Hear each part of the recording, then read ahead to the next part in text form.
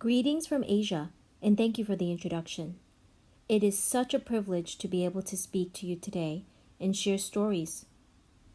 I will focus on two topics: how the Lord has worked in my life to shape culture at work, as well as how my family's lifestyle has impacted the community at my school. I started working when I was in junior high school, as well as throughout college. While I was making some spending money doing my part-time jobs, I also served in my college fellowship and local church. Through these years, I prayed, "Lord, give me eyes to see what you see." God slowly showed me how He valued work and people, even those clients that yelled at me when I was a consultant in corporate America. The sacred and secular split eventually disappeared, and the Lord put it on my heart that He specifically called me to do work and ministry together. Like Priscilla and Aquila, I became capable of making disciples while working in a variety of different environments.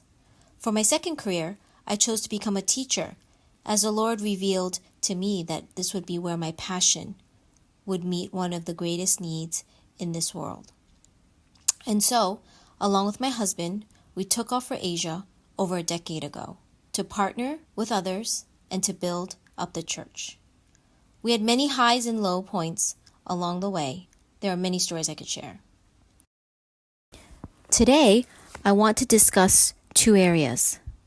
First, on how the Lord brought me to become a positive influence at a secular school through waiting, praying, repenting, and following. Second, how the Lord called my family to act counterculturally in the materialistic society we live in, while having very important conversations about values. I'll call the first part 4-year fruits. Think about what could happen in 4 years. It typically takes 4 years to graduate from college. Every 4 years, February has a 29th day. A gymnast has a chance to compete in the Olympics every 4 years. We waited 4 years to adopt our daughter. And it took 4 years to see the divine fruit that the Lord produced through the Character Education Initiative at my school. The first year of this initiative, I was excited for the possibilities of integrating values such as integrity, compassion, and respect into the curriculum, as well as having real conversations with students and teachers. Over the next couple of years, I realized that the principal had other priorities and offered minimal support. I became restless and almost cynical about the potential of the CE program. After some prayer and repentance, I had come to peace with the current circumstances, having faith that the Lord would have His way in His time. Unexpectedly, things started to happen. Fruit number 1. It started with a professor from the U.S. who I was corresponding with for several years. His schedule finally allowed him to come to my school and train teachers. Quality professional development is hard to come by in Asia, and he is one of the major authorities in character education. Wow, we needed to raise funding. After a couple of weeks, there were some setbacks. Not only were we able to fund his visit to train our teachers, but we decided to organize a conference to include 300 educators from across the city. It was certainly a success and a personal career highlight for me. I thought, "Lord, your will for me here is done. I can close this door and walk away satisfied." But there was more. Fruit number 2. The following semester, the school decided to create a new position to lead the character program, and I was invited to become its leader. Coaching teachers to integrate values into their practice is essentially making disciples, discipling them to think about why character is important. Mobilizing local service projects in the community, as well as promoting an international perspective, was also part of this role. Fruit number 3.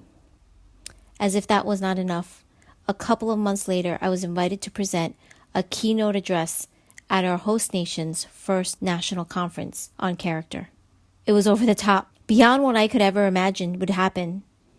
Overwhelmed with peace and joy, I spoke in front of 500 local teachers and school leaders about character. I led the talk with a quote from a very famous book. The quote said something like this: "We know that suffering produces perseverance. Perseverance produces character, and character produces hope." Each fruit in the 4th year was made possible not by anything I could do, but only because our Lord willed it. I needed to be willing to wait, pray, repent, and follow. When I recounted these stories to my women's prayer group, a wise sister said, "There is something about the 4th year," and pointed me to Leviticus 19:23-24, where it says, "When you enter the land and plant any kind of fruit tree, regard its fruit as forbidden. For 3 years you are to consider it forbidden. It must not be eaten. In the 4th year, all its fruit will be holy, an offering of praise to the Lord." So I want to encourage those of us who might feel like we are in a dry and barren place to simply wait, pray, repent, and follow. There were many times I was considering leaving my school since senior leadership did not value things that I valued. Through prayer, I was convicted to wait and yield. Wait for the Lord and He will have His way. Like in the story of Daniel, He grants favor and has His way among us. Over time, there's credibility that comes if you are consistent in your behavior and values. Do people notice your lifestyle and that of your community? Do you appreciate it, even if they don't understand it? Let's call the second part valueful conversations. In other words, conversations around values. As a parent at the school, I also have the chance to influence families and students in a unique way. We live in a very materialistic city where nannies and drivers are often shuffling kids to and from school and playdates. Stories about parents leaving large amounts of cash or the newest iPhone under the table for teachers are all too common. Typically, parents arrange extravagant birthday parties. Think Sweet 16 parties in the States for 8-year-olds. At first, my husband and I were very turned off by these parties.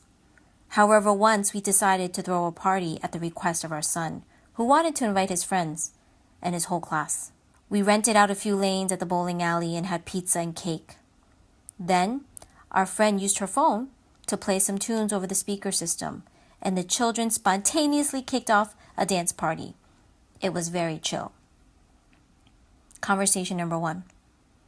In lieu of gifts, we asked families to make a donation to a local charity where we often go for service projects. At the party, one mom came up to me and said, "How did you do it?" I was confused and replied, Did what? She said, "Get your kid to give up the birthday gifts for his party." Then I realized how countercultural we were. I explained that as a family, we've taught our children that it is more blessed to give than to receive. I said that my children realize that they have been blessed with many things and do not need more. We ended up raising enough money to support the charity by adopting a project for 2 years. Then the mother said, "The next time you go on this service project, I want to take my children with you." Conversation number 2. The real reason. We've known all along that as a teacher and parent, I offer a very unique perspective.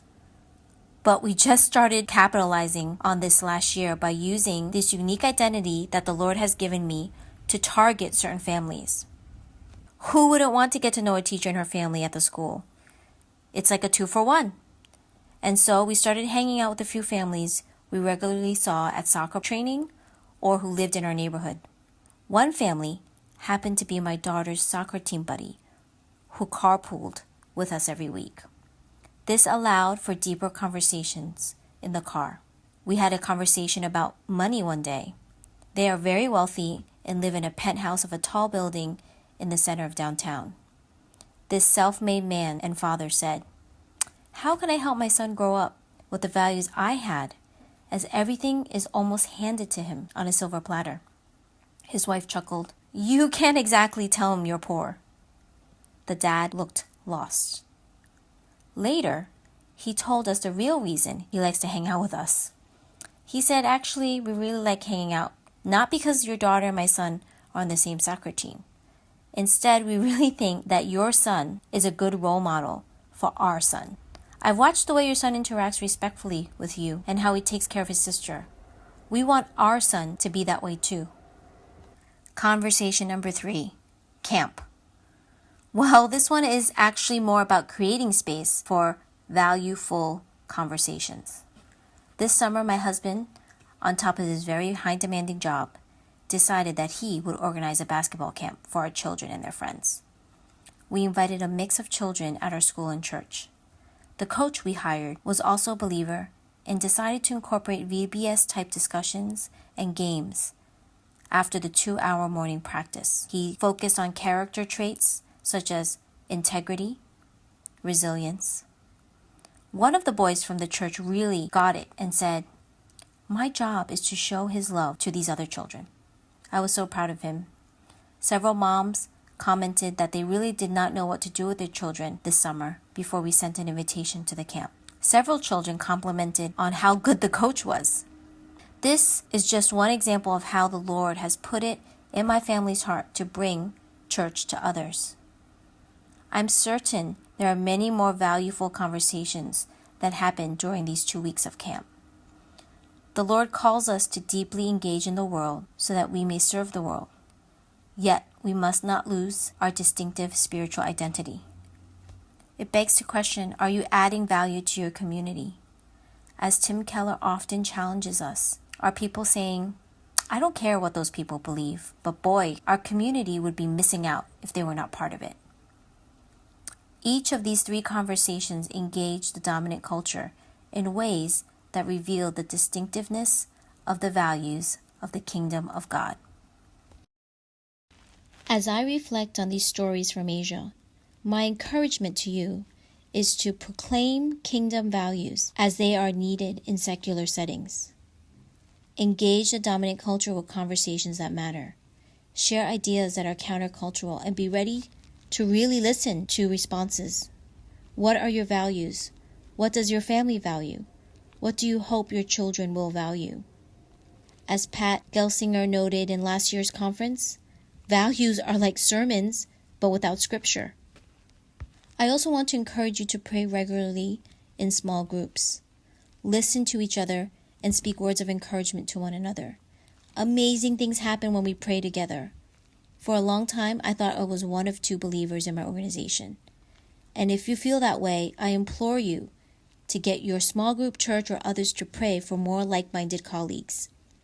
In last year's talk, Jess cried out and told the Lord that she was going to leave her job unless there was at least one more believer. Without fail, the Lord brought a sister to her. My women's group prayed for more like-minded teachers at my school. And now we have a group of 5 teachers that meet regularly to pray for our school. As Matthew tells us, "For everyone who asks, receives. The one who seeks, finds. And to the one who knocks, the door will be open." Thank you so much for engaging with these stories today. It has been an honor to share how the Lord has worked in my life to influence the culture and shape conversations. I pray that it would spark ideas and opportunities for where the Lord has placed you.